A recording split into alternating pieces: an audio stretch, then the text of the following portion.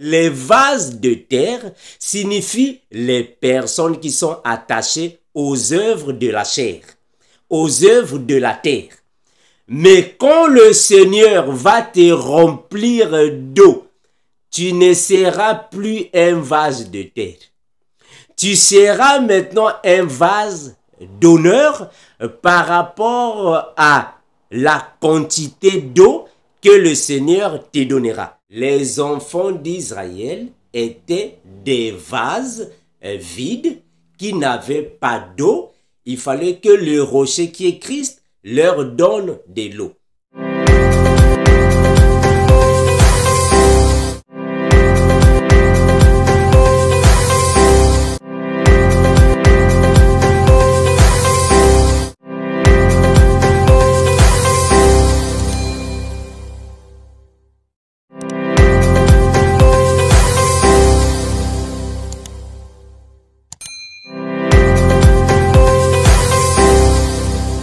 Bien-aimés le Seigneur, je vous salue au nom de l'incomparable grand Dieu, le créateur de l'univers. C'est lui qui a créé le ciel, la terre et tout ce qui y trouve. Jésus-Christ, l'unique grand maître, le véritable.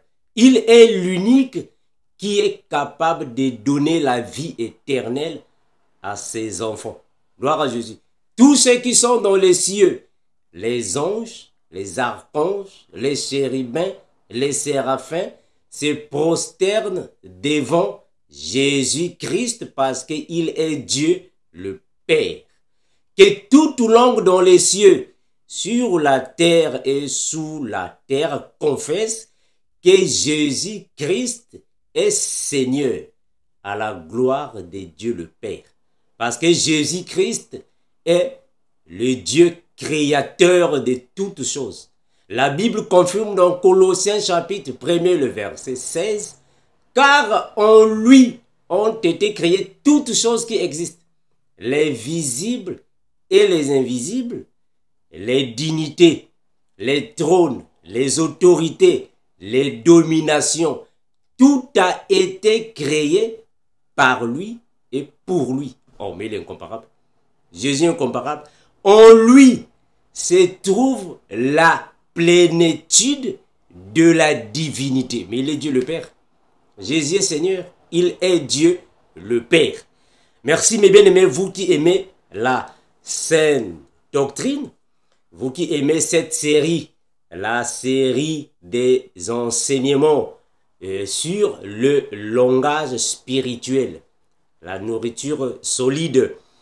Comme je dis d'habitude, mes bien-aimés, que ceux qui peuvent alors comprendre ce que nous disons dans ces enseignements, ce sont les frères et des sœurs qui peuvent alors manger de la nourriture solide avec leurs dons. Alors, ceux qui n'ont pas de dons, malheureusement, ne peuvent pas manger ce que nous disons ici. Merci mes bien-aimés, je salue tous ceux qui aiment la parole. Mes frères, aujourd'hui, nous allons parler sur les 6 vases de terre remplis d'eau. Les 6 vases de terre remplis d'eau signifient quoi? Éternel Dieu, Père incomparable, nous te remercions infiniment, toi qui es l'unique grand maître. Merci Seigneur Jésus-Christ parce que tu es le Dieu créateur. Bénis, garde encore et toujours tous ceux qui aiment ta parole et aide-nous, Père, de marcher dans la sanctification. Merci pour la purification que tu nous as donnée par ta parole. Que le règne, la gloire, les louanges, l'adoration reviennent à toi seul, Jésus-Christ, d'éternité en éternité. Amen.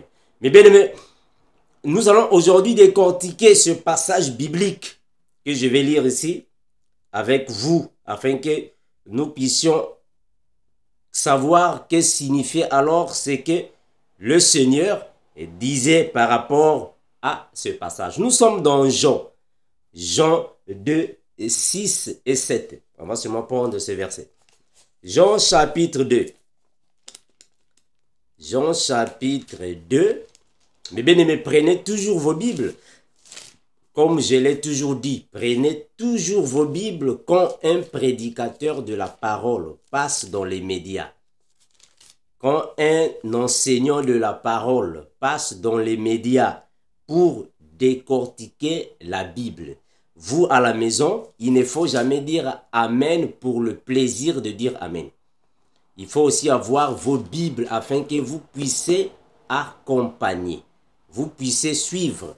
C'est très important. S'il y a des questions, nous sommes ici, appelez-nous afin que nous puissions entrer en profondeur parce que YouTube, l'Internet est une question de temps.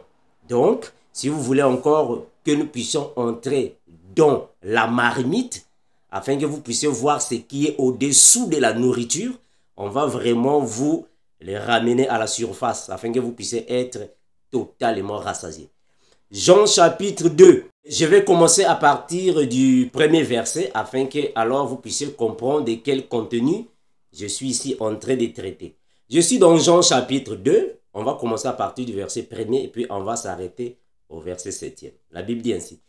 3 jours après, il y eut des noces à Cana, en Galilée. La mère de Jésus était là et Jésus fut aussi invité aux noces avec ses disciples. Le vin ayant manqué, la mère de Jésus lui dit, ils n'ont plus de vin. Jésus lui répondit, femme, qu'y a-t-il entre moi et toi? Mon heure n'est pas encore arrivée ou venue. Sa mère dit au serviteur, faites ce qu'il vous dira. Le verset 6. Or, il y avait là 6 vases de terre destinés aux purifications des Juifs et contenaient chacun 2 ou 3 mesures. Et verset 7. Jésus leur dit, remplissez d'eau ces vases. Et ils les remplirent jusqu'au bord. Eh bien, on va seulement prendre les 2 versets que je disais, le verset 6 et 7. Moi, je sais qu'ici, dans ce contenu, il y a beaucoup de choses à dire, il y a beaucoup de révélations à donner. Vraiment, il y a beaucoup de choses ici, mais je vais seulement me focaliser sur le verset 6 et le verset 7. Je vais les répondre. Écoutez. Or, il y avait là, je suis dans le verset 6.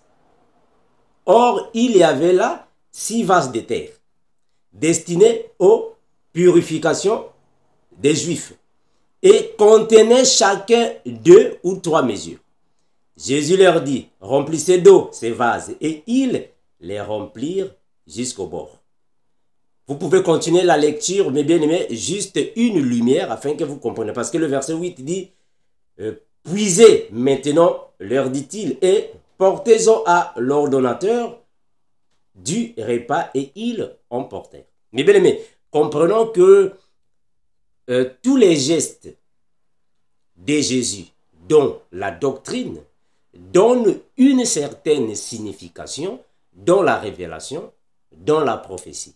Donc, ça nous explique qu'il y a des choses que Jésus a vécues, que Jésus a fait de son vivant, mais qui nous explique alors plusieurs choses dans la prophétie, dans la révélation. C'est ce que nous sommes ici en train de dire. Regardez, ici on nous dit qu'il y avait 6 vases, mais qui servaient pour les purifications des Juifs. Mais c'était des vases de terre. Mais quand nous prenons ces éléments dans la révélation, ça va nous donner alors un langage spirituel par rapport à ce que nous avons lu. Parce que nous comprenons que s'il y avait là 6 vases, ce n'est pas pour rien, parce qu'il pouvait aussi avoir 7 vases, ou soit 15 vases, ou 25 vases. Mais il y a seulement eu 6 vases. Mais pourquoi seulement 6 vases? Mais parce que tous les gestes de Jésus dans la doctrine donnent un sens dans la révélation ou dans la prophétie. 6 vases, mais parce que le chiffre 6, c'est le chiffre de l'homme. Le chiffre 6 signifie l'homme et les vases signifient les personnes. Donc, selon le langage spirituel, un vase signifie une personne. Maintenant, nous sommes maintenant entrés dans le langage spirituel. Retenez-moi. Dans le langage spirituel, dans le langage biblique, un vase signifie une personne. Puisqu'il y a 6 vases, donc, nous disons qu'il y a 6 personnes, ou soit 6 hommes. Pourquoi nous disons hommes? Mais parce que ici, le chiffre 6, c'est le chiffre de l'homme. Donc, nous comprenons que les 6 vases symbolisent un homme qui va recevoir de l'eau. Or, l'eau ici signifie la parole. Voilà. Donc, ça nous explique que l'homme ici, qui symbolise les vases, va recevoir l'eau qui est la parole. Donc, ici, les vases étaient vides.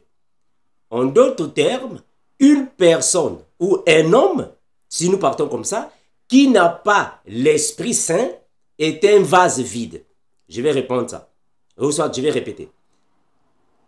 Un homme ou une personne qui n'a pas le Saint-Esprit, selon le langage de la Bible, c'est un vase qui n'a pas d'eau.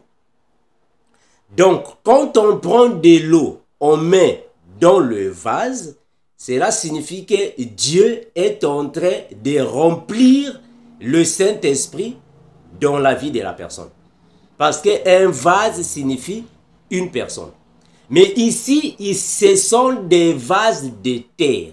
En d'autres termes, ici, ça nous symbolise, ça nous représente la personne dans sa nature humaine, la personne dans sa nature pécheresse.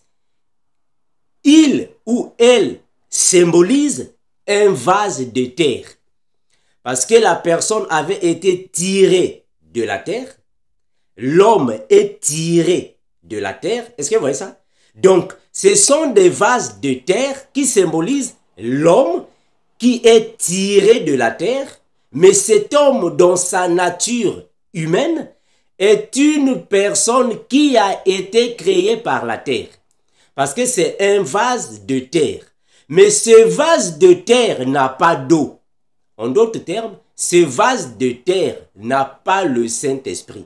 Il faut mettre de l'eau dans ce vase de terre. En d'autres termes, il faut prendre le Saint-Esprit et mettre le Saint-Esprit dans la personne. Ah, donc là, je suis dans Apocalypse chapitre 3, le verset 20.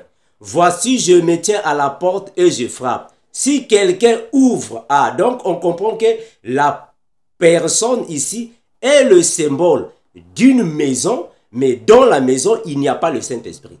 Il faut que le Seigneur vienne et frappe à la porte. Quand la personne va ouvrir alors son cœur, en d'autres termes, quand la personne va ouvrir sa maison, c'est alors que le Saint-Esprit va entrer. Le Seigneur va entrer parce que c'est lui qui est le temple du Saint-Esprit. Ah, donc on comprend qu'un vase de terre signifie une personne, ou soit ici un homme, parce que c'est le chiffre 6. Ici, je suis dans la révélation. Attention, saisissez-moi bien. Je ne dis pas qu'une femme ne peut pas avoir le Saint-Esprit. Attention, attention. Ce n'est pas ce que je dis ici. Je suis en train d'interpréter le passage par rapport à la révélation. Le chiffre 6, c'est le chiffre de l'homme. Donc, c'est un homme qui est de nature pécheresse. Voilà pourquoi il n'a pas d'eau. Il faut prendre cet homme-là, alors lui remplir d'eau. En d'autres termes, lui donner le Saint-Esprit. Mais quand l'homme reçoit le Saint-Esprit, c'est alors que la personne va dépendre du Saint-Esprit. Voilà pourquoi ici, on nous a dit que c'était alors des vases de purification. Mais quelques vases avaient la mesure de 2, c'est-à-dire que 2 mesures, les autres 3 mesures. Ah, donc nous comprenons que les mesures ici sont les dons spirituels que Dieu donne qui viennent avec de l'eau. Parce que Dieu donne à nous des dons mais chacun selon la mesure que le Seigneur va donner. Ah, voilà. Donc, les deux mesures signifient les deux dons spirituels, et les trois mesures, les trois dons spirituels. Je vais lire ça dans la version Good News Translation pour voir un peu qu'est-ce que cette version nous dit ici. Jean chapitre 2, le verset 6 et 7 seulement qu'on va décortiquer ici. Pas tout le contenu, seulement le verset 6 et 7. La Bible déclare ainsi. Il y avait là 6 récipients de terre. Gloire à Jésus. Il y avait là 6 récipients de terre que les Juifs utilisaient pour leur rite de purification. Chacun d'eux pouvait contenir une centaine de litres. Une centaine de litres. Jésus dit aux serviteurs, remplissez d'eau ces récipients. Ils les remplirent jusqu'au bord.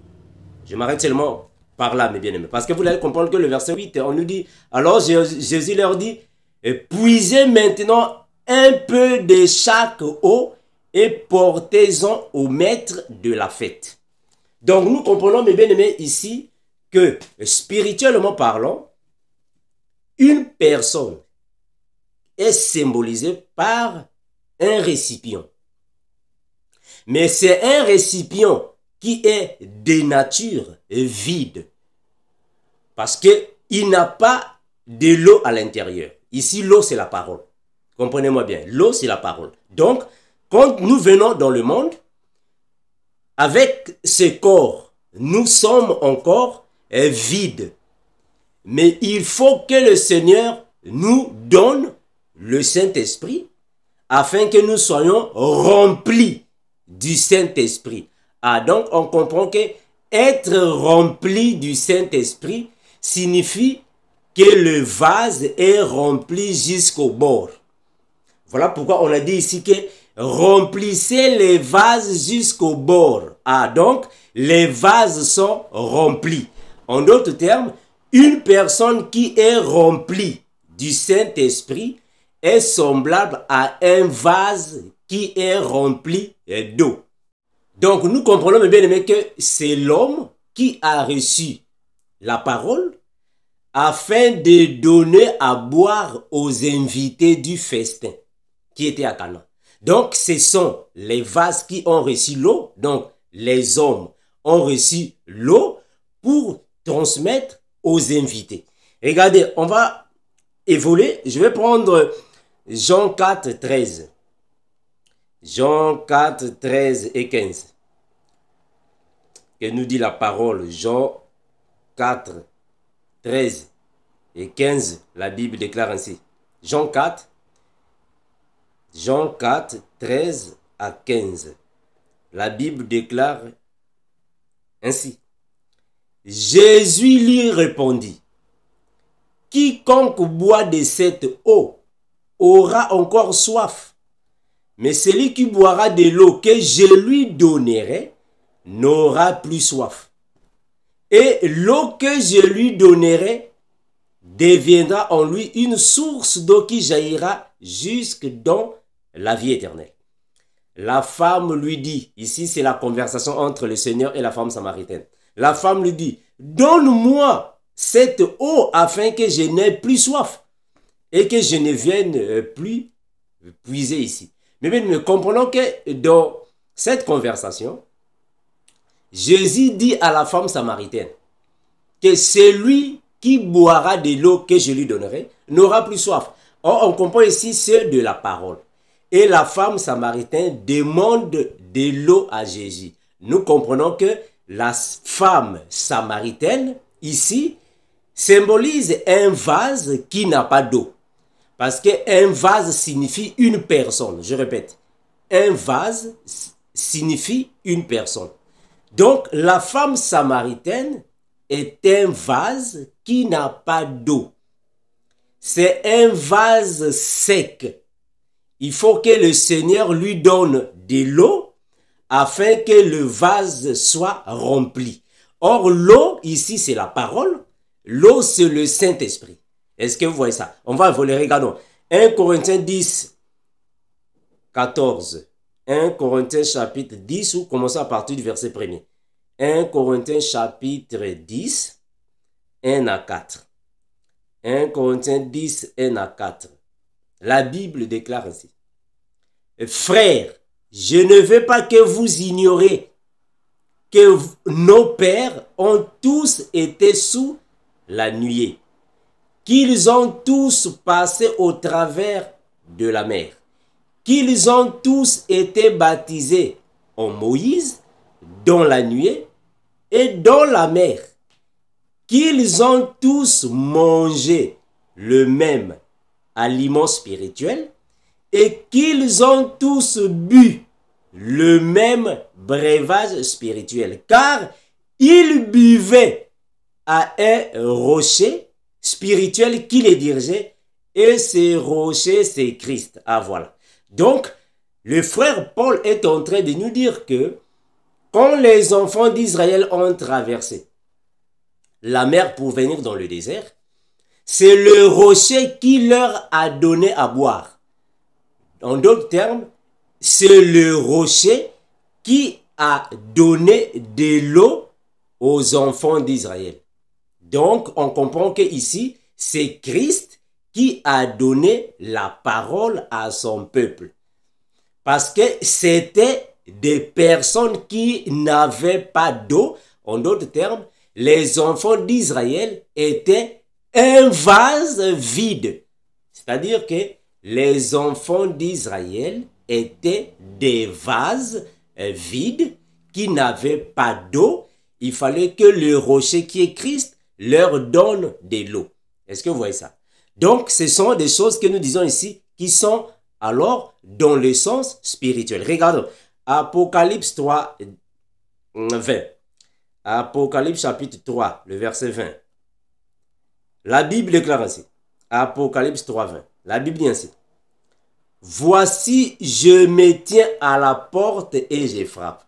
Si quelqu'un entend ma voix et ouvre la porte, j'entrerai chez lui, je souperai avec lui et lui avec moi. Mais bien aimé, il n'y a que les enfants de Dieu qui peuvent entendre la voix de Dieu.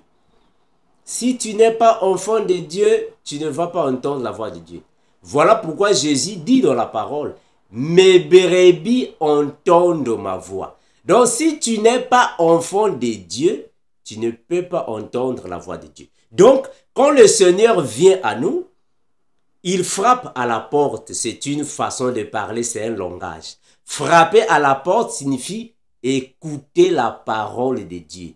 Quand tu écoutes la parole de Dieu, c'est le Seigneur qui est en train de frapper. Voilà pourquoi la Bible dit, la foi vient de ce qu'on entend. Donc quand tu entends la parole, quand tu écoutes la parole, le Seigneur est en train de frapper. Si tu ouvres ton cœur, en d'autres termes, si tu acceptes, si la parole te convainc, si la parole a convaincu ton esprit, voilà pourquoi la Bible dit que l'esprit est dit à mon esprit ou à notre esprit. Donc si l'esprit de Dieu convainc ton esprit, c'est alors qu'il viendra en toi. On comprend que le Seigneur, quand il vient en toi, c'est la parole qui entre en toi et il te remplit du Saint-Esprit. Parce que la parole ici aussi, c'est le Saint-Esprit qui te remplit. Celui qui est rempli du Saint-Esprit est semblable à un vase qui est rempli d'eau. Voilà pourquoi Jésus, qui est la parole de Dieu, quand il vient en nous, nous sommes remplis pleinement de la parole de Christ parce que nous sommes des vases, mais nous recevons l'eau de la parole. Regardons mes frères, on va voler. Jean 6, 35, regardez. Jean chapitre 6, le verset 35. La Bible nous confirme ainsi. Jésus leur dit, je suis le pain de vie. Celui qui vient à moi n'aura jamais faim. Et celui qui croit en moi n'aura jamais soif. Oh, mes bien-aimés. Celui qui vient à moi n'aura jamais faim, et celui qui croit en moi n'aura jamais soif. Donc Jésus ici, il est en train de confirmer, il est réellement la nourriture spirituelle et l'eau spirituelle. Parce que ici, il est la parole qui donne la nourriture à l'esprit, mais il est aussi l'eau de l'esprit. Ah, donc on comprend que nous sommes des récipients quand nous venons ici sur la terre, puisque nous traversons d'abord une étape d'ignorance, nous traversons un moment d'ignorance, nous traversons alors des étapes de la vie païenne, nous sommes des récipients vides. Mais quand le Seigneur vient dans nos vies, il nous apporte la nourriture, qui est la parole, il nous apporte ainsi l'eau de la parole, et d'où nous sommes les récipients remplis d'eau et de la nourriture solide. Regardez, on va continuer, regardons, on va prendre Actes. Actes des apôtres, chapitre 2. Actes des apôtres, le chapitre 2, je vais prendre le premier verset.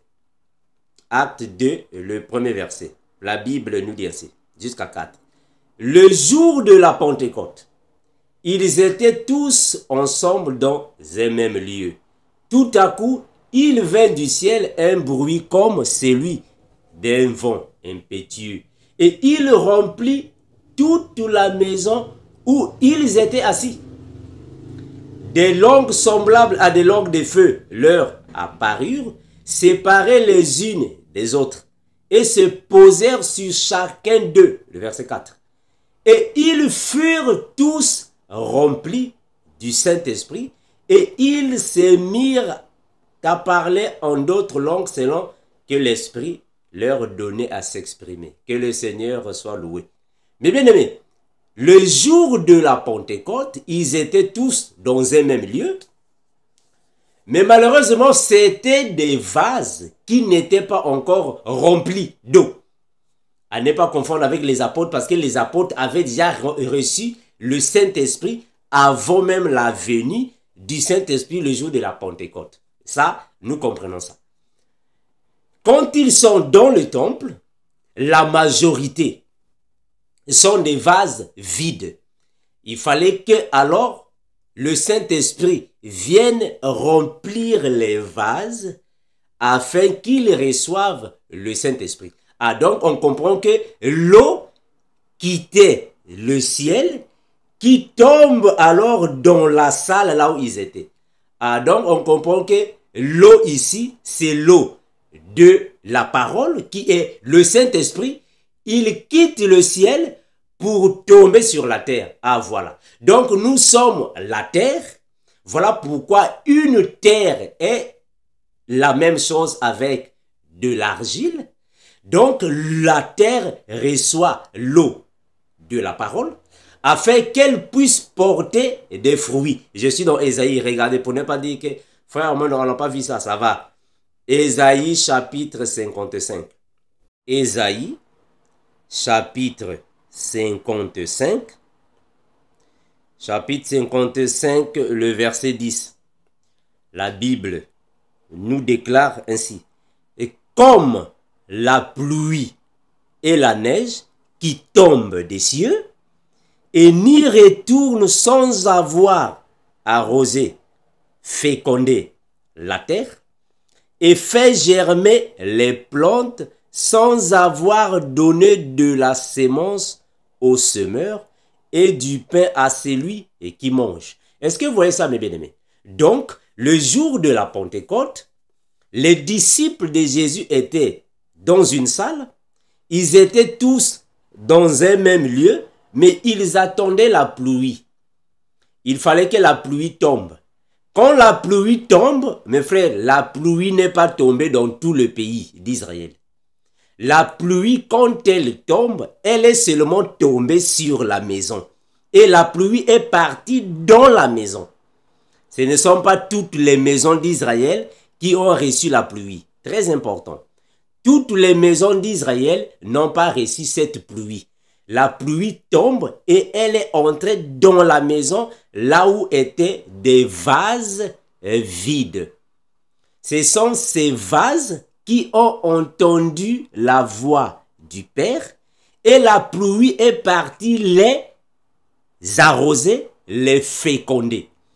Ici, je suis en train de dire que ils ont reçu le Saint-Esprit qui est aussi le symbole de la pluie qui tombe, qui est la parole, et elle va alors arroser le champ de Dieu qui est l'Église. Elle va féconder le champ de Dieu parce que ce sont des arbres qui doivent porter des bons fruits. Donc, c'est alors des vases vides qui ont reçu de l'eau et ils sont devenus remplis du Saint-Esprit. Ils sont remplis du Saint-Esprit. En d'autres termes, les vases sont remplis d'eau.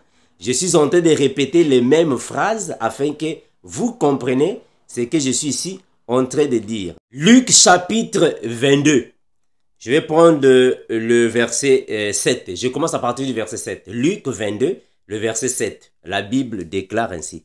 Le jour des pains sans levain, où l'on devait immoler la Pâque, arriva, et Jésus envoya Pierre et Jean, les deux témoins, en disant, allez nous préparer la Pâque, afin que nous la mangions. Ils lui dirent, où veux-tu que nous la préparions? Il leur répondit, voici, quand vous serez entrés dans la ville, vous rencontrerez un homme portant une cruche d'eau. Une cruche d'eau, suivez-le dans la maison où il entrera et vous direz au maître de la maison, le maître te dit, où est le lieu où je mangerai la Pâque avec mes disciples. Mais bien aimé, ici il y a beaucoup de choses à dire. Je ne vais pas prendre beaucoup de temps ici. Il y a vraiment beaucoup de choses à dire, mais je vais seulement prendre le verset 10. Parce que c'est de ça que je suis ici en train de parler pour ne pas, en fait, donner beaucoup de détails. Regardez. Il leur répondit, voici, quand vous serez entrés dans la ville, vous rencontrerez un homme portant une cruche d'eau, suivez-le dans la maison où il entrera. Mais bien aimé, un homme qui porte une cruche d'eau sur la tête signifie c'est lui qui a la parole, c'est lui qui a le Saint-Esprit et il distribue l'eau de porte à porte là où il passe. Attention, il faut suivre celui qui a une cruche d'eau sur la tête. En d'autres termes, il faut suivre, il faut écouter, il faut accompagner les enseignements. Il faut accompagner les frères. Il faut suivre ceux qui ont la cruche d'eau. La cruche d'eau ici signifie la parole du Seigneur qui est dans la personne. Avoir une cruche d'eau ici signifie avoir la connaissance de la parole. Il faut suivre ce genre de personnes. Il ne faut pas suivre une personne qui a une cruche vide sur la tête. Une cruche vide, en d'autres termes, un vase vide. Il ne faut pas suivre quelqu'un qui a un vase vide. Il faut suivre celui qui a une cruche d'eau, qui a un vase d'eau. En d'autres termes, c'est lui qui est rempli du Saint-Esprit. C'est lui qui a la parole. C'est lui que vous devez suivre. Voilà pourquoi Jésus dira à ses disciples, vous suivez-moi. Les disciples doivent suivre Jésus parce qu'il a la cruche d'eau. En d'autres termes, il est un vase rempli d'eau. Il est la source d'eau. Il a la parole de Dieu. Il faut le suivre. Celui qui n'a pas une cruche d'eau, il ne faut pas le suivre. Est-ce que vous voyez ça un peu? Non, ce sont des termes alors qui nous aident de détecter les paroles de Christ par rapport à la révélation. Regardons mes frères.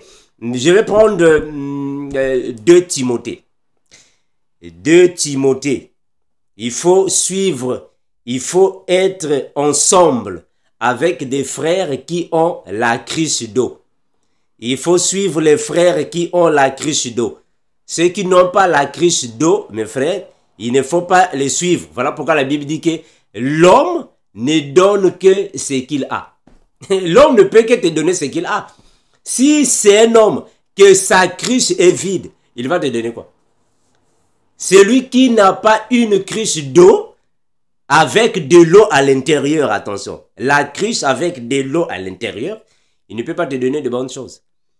2 Timothée 2, 20, 21. Regardez. 2 Timothée 2, 20, 21. La Bible déclare ainsi. 2 Timothée 2, 20, 21. Dans une maison, il n'y a pas seulement des vases d'or et d'argent, mais il y en a aussi des bois et de terre. Les uns sont des vases d'honneur et les autres sont des vases d'usage vil.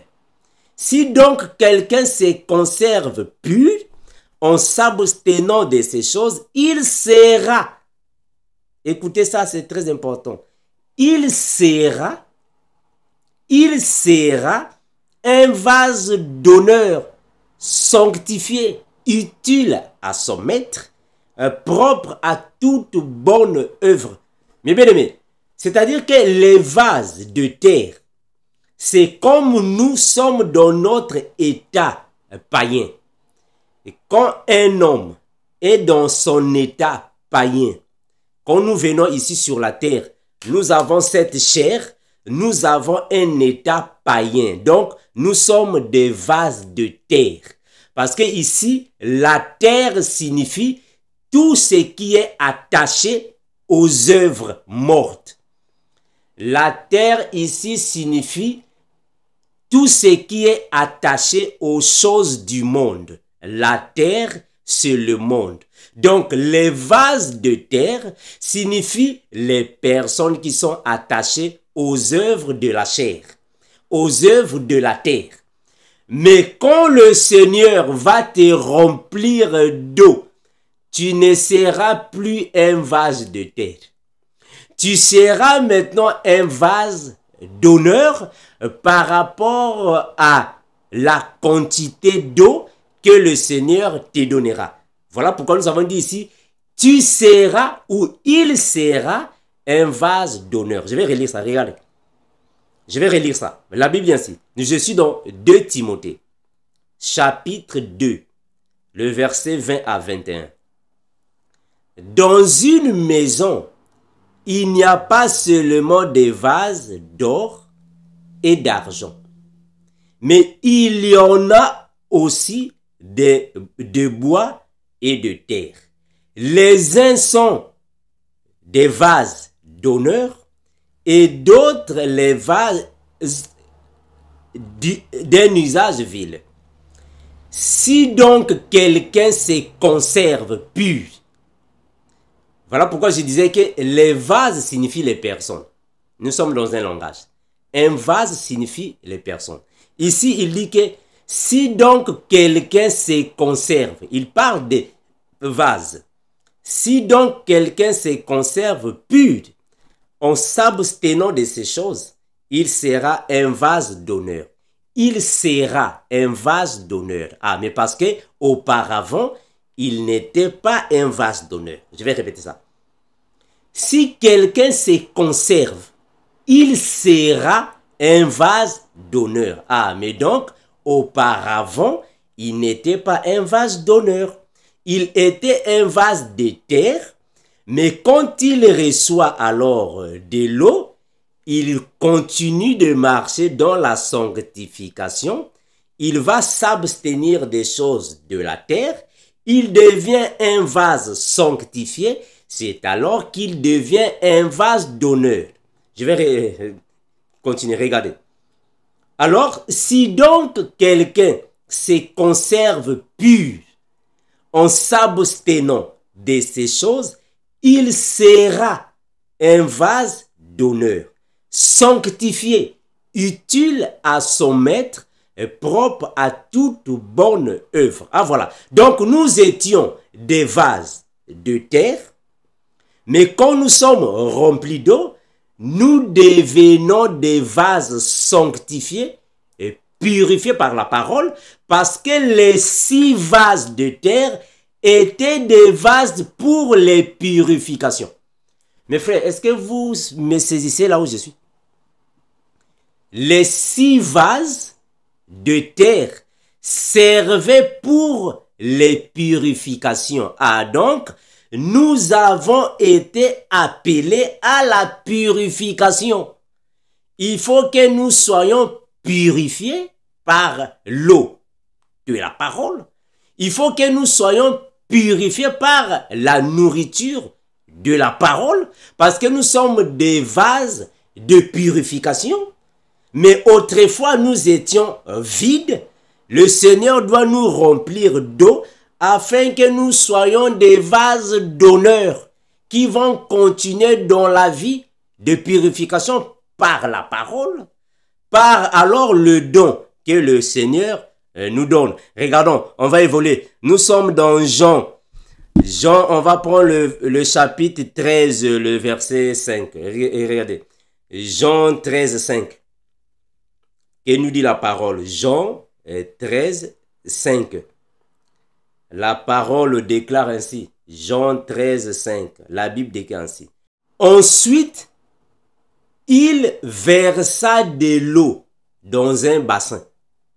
Et il s'est mis à laver les pieds des disciples et à les essuyer avec le linge dont il était saint. Mais bien aimé, ici, je suis en train de lire le passage dont le Seigneur Jésus était en train de laver les pieds de ses disciples. Oh, mais pourquoi Jésus lave les pieds de ses disciples? Mais parce que dans la culture juive, et quand on recevait les invités chez soi, il fallait les donner alors un bassin d'eau afin qu'ils puissent se laver les pieds ou soit les aider de laver leurs pieds. Parce que dans leur époque, le transport était difficile. Les personnes se déplaçaient de territoire en territoire, de ville en ville, de village en village à pied. Et parfois par les moyens des animaux. Mais ils s'étachaient, ils devenaient poussiéreux par rapport ou soit durant leur trajectoire. Une fois arrivés à la maison, alors il fallait leur donner un bassin pour laver les pieds ou soit les aider de laver les pieds. Mais pour Jésus-Christ, qui est le Dieu créateur de toutes choses, l'incomparable grand Dieu, puisqu'il a pris la forme d'un serviteur, il s'est humilié. Ah voilà, ça c'est un maître incroyable. Jésus a pris la forme d'un serviteur, il s'est humilié, il est devenu égal aux hommes de la terre, il est devenu égal à ses frères, d'où il a commencé de laver les pieds de ses serviteurs. Mais cela signifie quoi? Mais on comprend qu'il était en train de les purifier par l'eau de la parole, parce que Jésus devrait les laver les pieds avec de l'eau physique. Voilà pourquoi je disais que tous les gestes physiques de Jésus ont un sens dans le monde spirituel. Quand Jésus lave les pieds de ses disciples avec de l'eau physique et il va nettoyer avec le linge physique, mais ça symbolise les choses spirituelles. Laver les pieds de ses disciples signifie les purifier avec l'eau de la parole, mais il doit essuyer alors leurs pieds avec le linge. Le linge ici c'est le Seigneur Jésus lui-même parce que c'est lui qui est l'habit que nous portons, qui symbolise aussi la sanctification et la purification. Voilà pourquoi Jésus a utilisé cela. C'était une façon de Jésus de purifier ses disciples. Voilà pourquoi Jésus nous le dit dans le verset suivant. Regardez, Jésus dit ici. Ensuite, il versa de l'eau dans un bassin et il se mit à laver les pieds de ses disciples et à les essuyer avec le linge dont il était saint. Il vint donc à Simon-Pierre et Simon-Pierre lui dit, « Toi, Seigneur, tu me laves les pieds. » Jésus lui répondit, « Ce que je fais, tu ne le comprends pas maintenant. » Voilà pourquoi j'ai toujours dit, mes frères, j'ai toujours dit à tous mes frères que les disciples de Jésus, quand ils ont commencé, ils ne connaissaient pas encore les enseignements de Jésus. Ils n'étaient pas encore affermis. Voilà pourquoi il y a plusieurs pratiques doctrinales que les disciples de Jésus ont fait après la mort de Jésus. Ils ne comprenaient pas d'abord ce qu'ils faisaient parce qu'ils n'étaient pas encore matures. C'est avec le temps qu'ils sont devenus matures. Hein, mes bien-aimés? Voilà pourquoi j'ai toujours dit à tous mes bien-aimés que toutes les pratiques physiques, toutes les pratiques de la doctrine ne nous sauvent pas. Les pratiques de la doctrine n'étaient que l'ombre de la vérité. L'ombre des choses spirituelles. Nous ne sommes pas obligés de pratiquer tout ce que Jésus a pratiqué dans la doctrine. La doctrine n'est qu'un exemple pour nous faire comprendre dans l'esprit comment les choses fonctionnent. Elle me bien-aimée. Donc, arrêtez de me poser en fait les questions. La frère Armand, la Sainte Seine, le repas du Seigneur, tout ça. Mes frères, tout ça, mes frères, ne t'amène pas au paradis. Ce qui t'amène au paradis, c'est l'eau de la parole. C'est le pain de la parole. C'est le vin de la parole, frère. Le lavement des pieds de la parole. Regardez, je vais continuer, regardez. Je prends le verset 6. Il vint donc à Simon-Pierre. Et Pierre lui dit, « Toi, Seigneur, tu me laves les pieds. » Jésus lui répondit, « Ce que je fais, tu ne le comprends pas maintenant. Mais tu le comprendras bientôt. » Bientôt. Frère, le bientôt de la Bible ne signifie pas demain. Le bientôt de la Bible ne signifie pas demain, frère. Le bientôt dans la Bible, c'est le temps de la grâce. Gloire à Jésus. Regardez, tu le comprendras bientôt. Mais c'est le frère Paul qui est venu alors comprendre ça parce que c'est lui qui a reçu la révélation de l'évangile de la grâce. Hein, mes bien-aimés, c'est le frère Paul. Et Pierre lui dit, non, jamais tu ne me laveras les pieds. Ah Pierre, quelle ignorance. Jésus lui répondit, si je ne te lave, tu n'auras point de part avec moi. Simon-Pierre lui dit, Seigneur, et non seulement les pieds, mais encore les mains et la tête. Jésus lui dit, celui qui est lavé n'a besoin que de se laver les pieds pour être entièrement pur. Voilà, gloire à Jésus. Pour être entièrement pur. Et vous êtes purs, mais non, pas tous. Alléluia. Donc, quand Jésus est en train de laver les pieds de ses disciples, mais parce qu'au temps de Moïse, c'était parmi les rituels qui leur servaient de se maintenir, de se conserver purs. Mais pour Jésus, la purification ne se fait pas avec de l'eau physique, mais c'est avec de l'eau de la parole. Mais bien aimés, comprenons que nous avons reçu de l'eau dans notre vase, ou soit dans notre cruche, parce que celui qui a la cruche d'eau, c'est celui qui a la parole.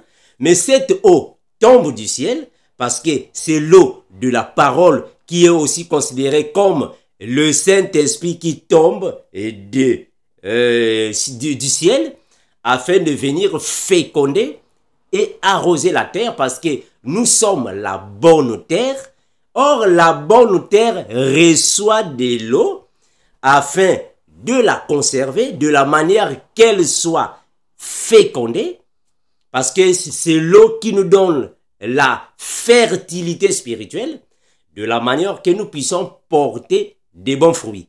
Puisque nous sommes des arbres qui doivent porter des bons fruits, afin que nos fruits puissent être visibles aux yeux des gens. Ah, donc, nous comprenons que nous sommes des sarments qui sommes attachés à l'arbre qui est le Seigneur, et l'eau qui nous est donnée par le Père, ce qui signifie également la parole ou le Saint-Esprit. Donc, nous qui étions de la même manière aussi des vases de terre, quand nous étions d'abord dans le monde, parce que le diable était pour nous comme un père, parce que nous avions le diable comme le maître de nos vies quand nous étions d'abord dans le monde. Voilà pourquoi nous étions des enfants de péché. Nous étions morts par nos offenses. Nous avons été régénérés ou soit nés de nouveau par l'eau de la parole ou soit par la nourriture de la parole, de la manière que nous puissions être des vases utiles, des vases d'honneur à celui qui nous appelait, qui est le Maître. Mais bien aimés, je vous remercie que le Seigneur, l'incomparable grand Dieu, Jésus-Christ, le Créateur de toutes choses, vous bénisse et nous bénisse, comme nous disons toujours, Maranatha. Le Christ revient bientôt. Bye.